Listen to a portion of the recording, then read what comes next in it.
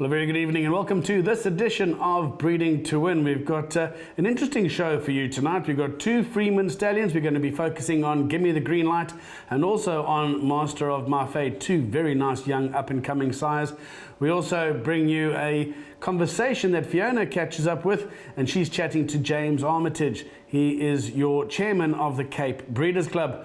And then we also bring you a highlights package of all the things that Breeding to Win have been getting up to in the first part of this year. So our editor, Gerrit Fourie, has brought you a little highlights package, and we'll be ending the show with that. Let's go straight into our first insert, and that's going to be with the Freeman stallion, Gimme the Green Light.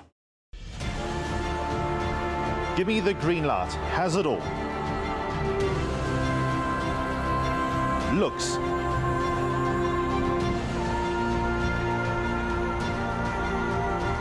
Racing class. Pedigree. And power. He stalks like a leopard. Race like a deer. His progeny pounce like lions. 2016 South African champion freshman sire. 2017 South African champion second crop sire. 2018 second leading active sire of 3-year-olds.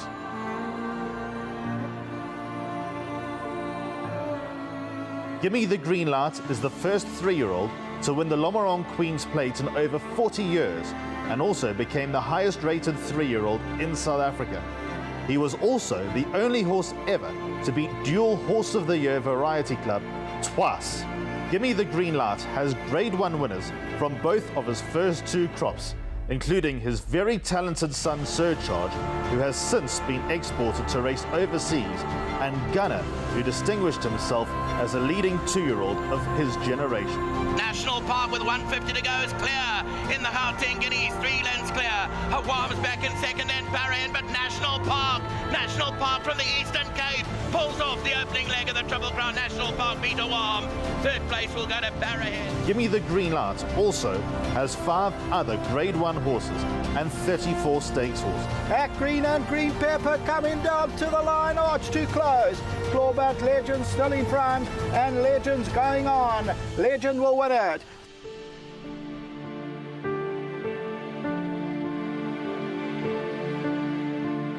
Gimme the Green Light stands at Varsfontein Stud and is the property of a syndicate managed by Freeman Stallions.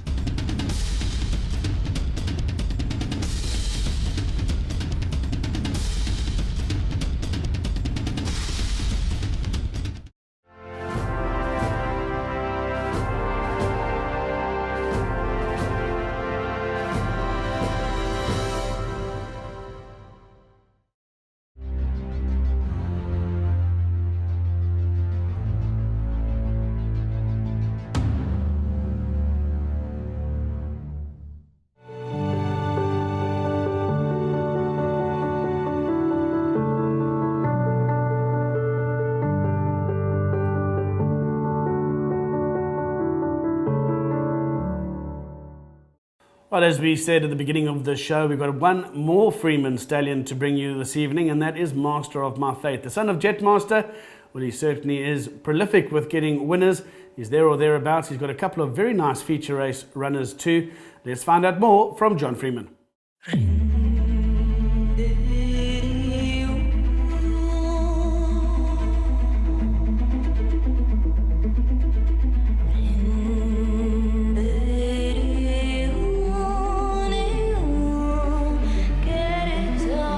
Master of My Fate, he's a born leader and he's in front by a length and a half. It's race over and he travelled well down the lane.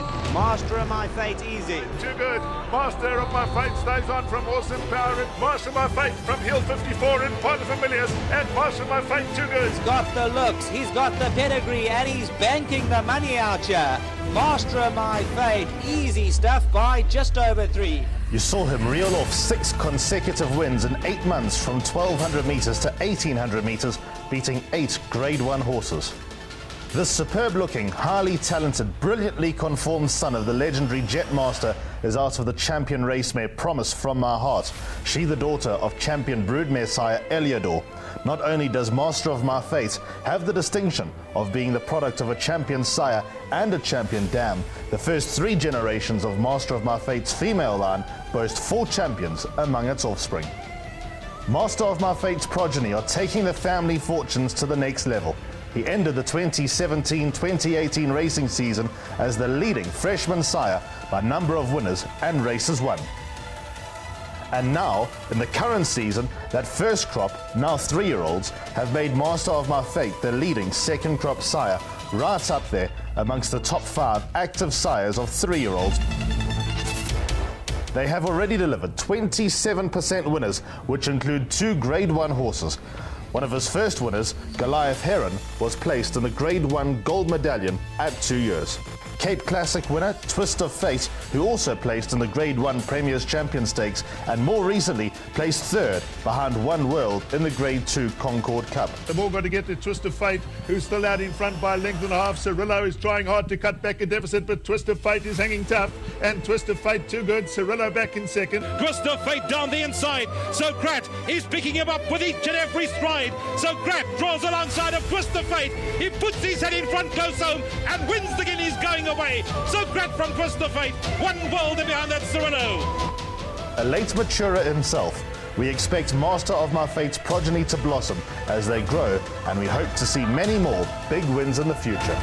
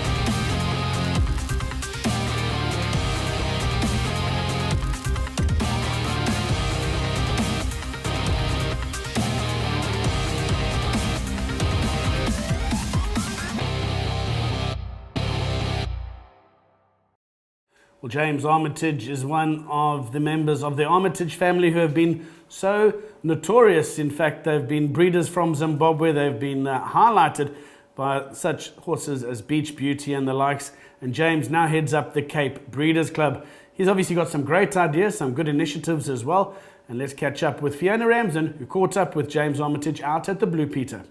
We're here at the Blue Peter this morning, and it's lovely to have James Armitage on the show. Now, James has been chairman of the Cape Breeders Club since June last year, and it's lovely to be catching up with him this morning. James, welcome to Breeding to Win. Thank you, Fee. Thanks for having me.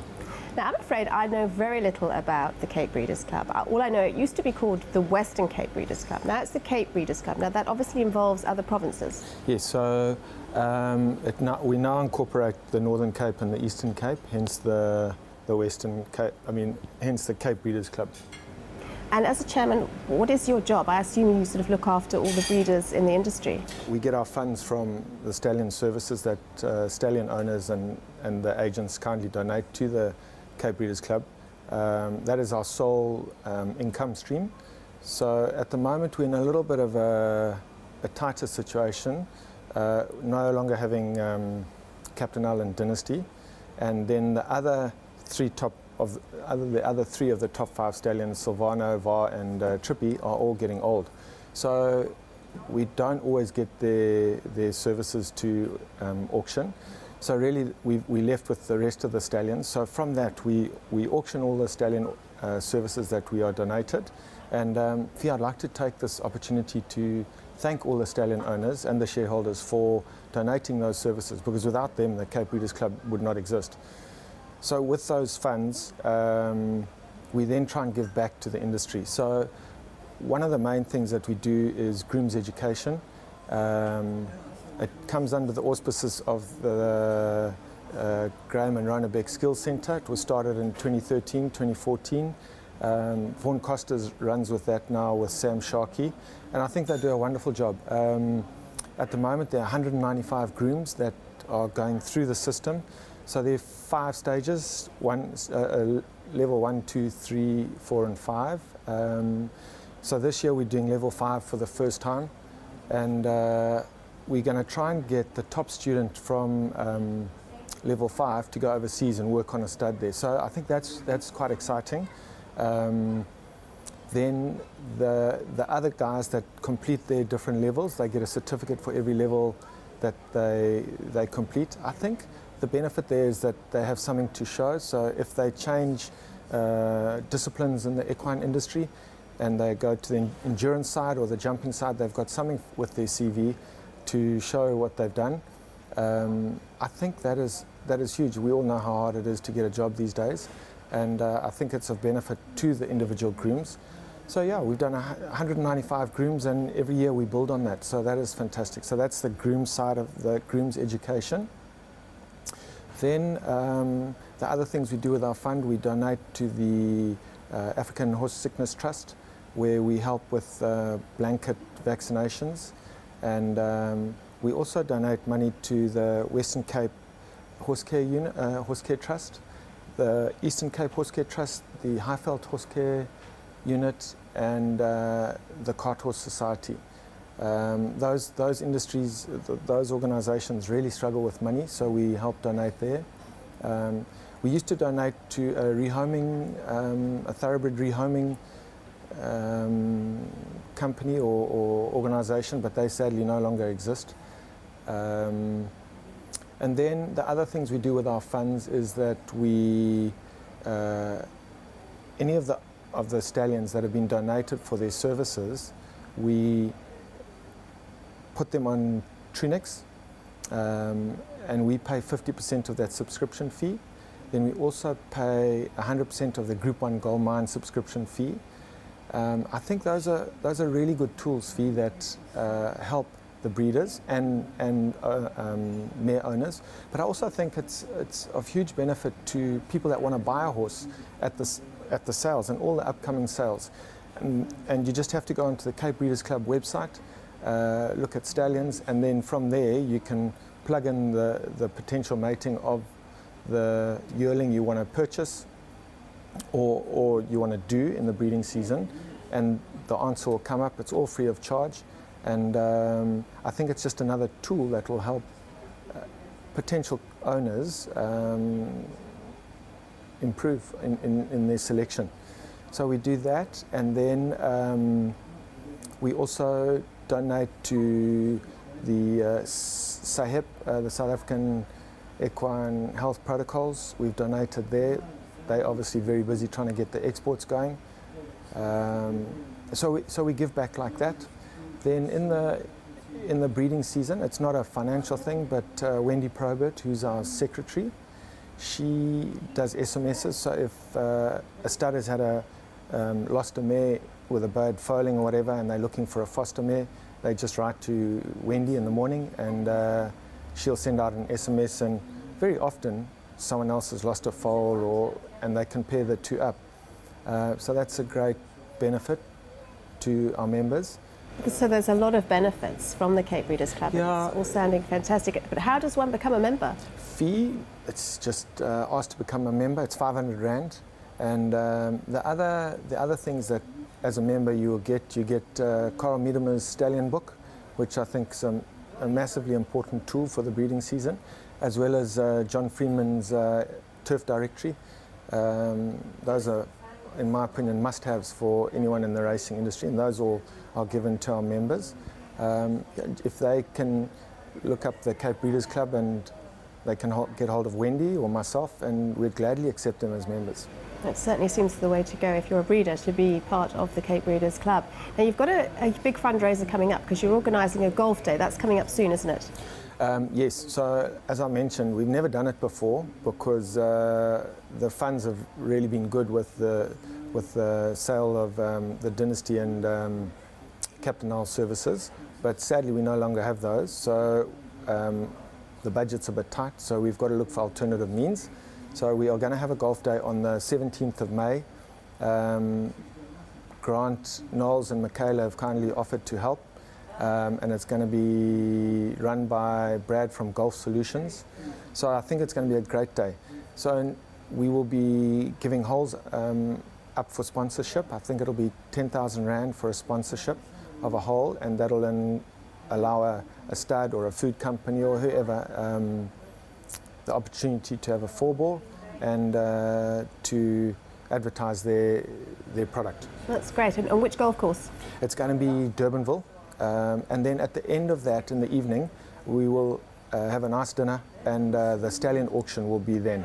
I know it's a little bit earlier than what we would have liked. We would have liked to have it later in the year, like June, July, but you know, with the Durban season, it's very hard to find a Friday when we can get everyone. Plus weather, as you get into July and August, your chances of having a good golf day is limited. So we have gone earlier than we would have liked, but the 17th of May is the day, and I think we're looking to get a full field. I think we'll be able to get some of the trainers. They won't all be in Durban because the big races it's not really in full swing. So yeah, we're hoping for a big day. Yeah, it sounds fantastic. Great day's golf and a wonderful evening. And how do teams go about entering? They can get hold of me or Grant Knowles, but I'm sure soon we'll be able to, or Brad will send out invites and ask for sponsorships.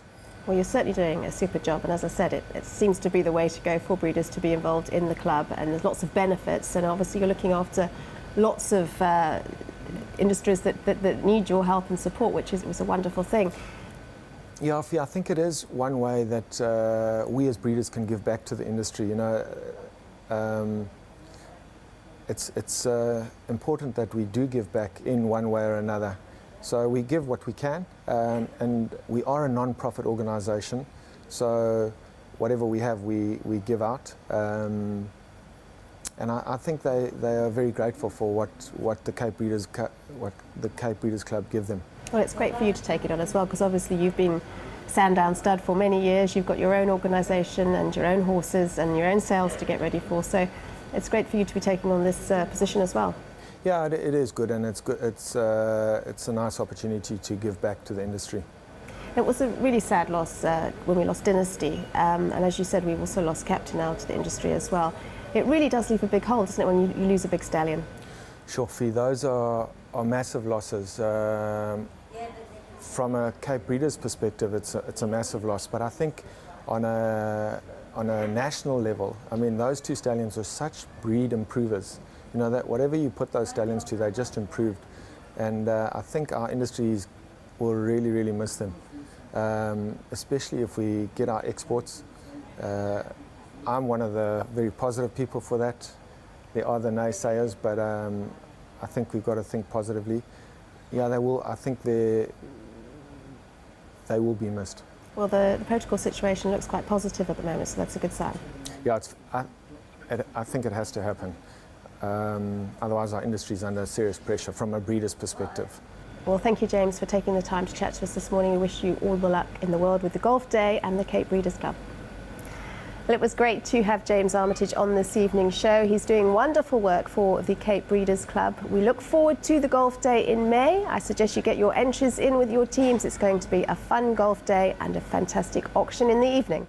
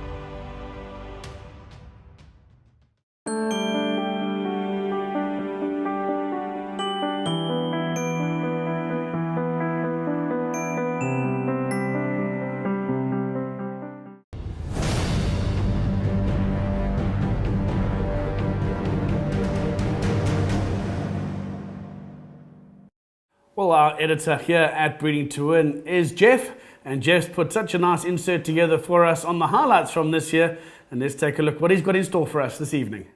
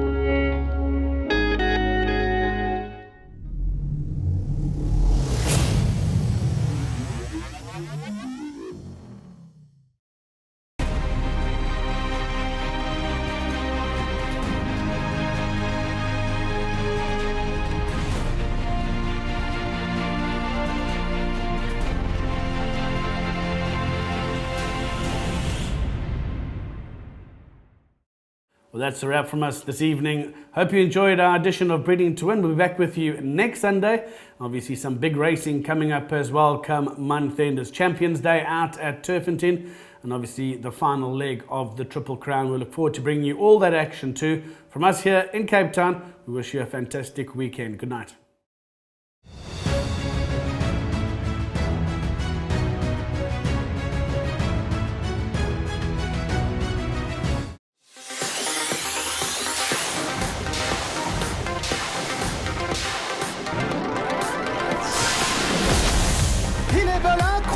Ici, la police qui va enlever l'arc de triomphe. 5e victoire dans la course pour Frankie Lettori. is storming home. One of the last possible gasps for the judge, a thriller. What a finish to the Melbourne Cup. Brave is under pressure when they turn in. It's been a relentless run cup. Who's going to be the last man standing? Evelyn battling on two, then Wings of Eagles, Cliffs of Moa, Wings of Eagles swooping though, and Wings of Eagles gets up to win. His 3,000th winner. Vodacom Durban July. Gauteng Sansui Summer Cup.